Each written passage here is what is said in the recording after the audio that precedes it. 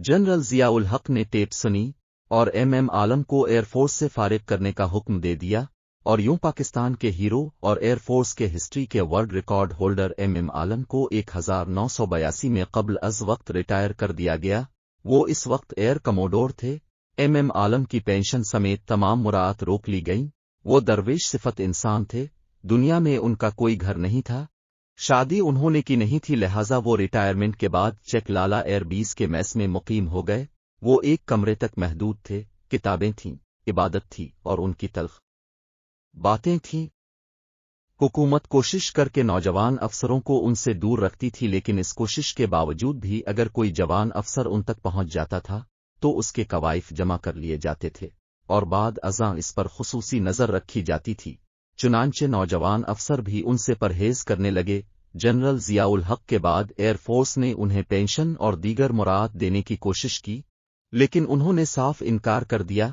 वो खुददार इंसान थे, वो 10-10 दिन फाका काट लेते थे, लेकिन किसी से शिकायत नहीं करते थे। मुद्दत बाद एक ऐसा शख्स एयर चीफ बन गया जिसने उनकी कमान में काम किया था। उसने उनके तमाम दोस्तों को दरमियान में डाला। 2 दर्जन लोगों ने उनकी मिन्नत की और यूं वो रिटायरमेंट की तवील मुद्दत बाद सिर्फ पेंशन लेने पर रजामंद हुए। जनरल परवेज मुशर्रफ ने इक़्तिदार संभाला तो एम आलम साहिब ने उन पर भी तनकीद शुरू कर दी।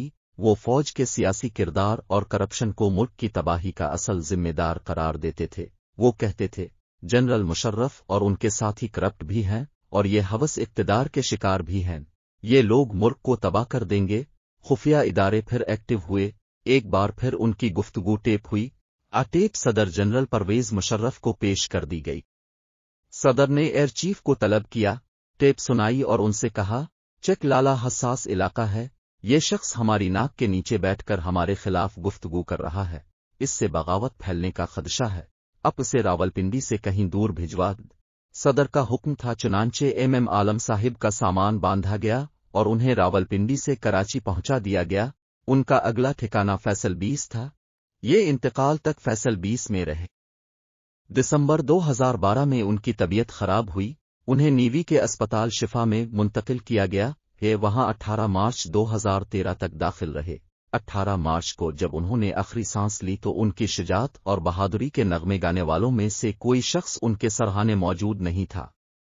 और आज चौराहे पर रखे एम आलम के एक मॉडल जहाज को नुकसान पहुंचाने पर हमारी कौमी गैरत जाग गए। अल्लाह ताला का लाख लाख शुक्र है।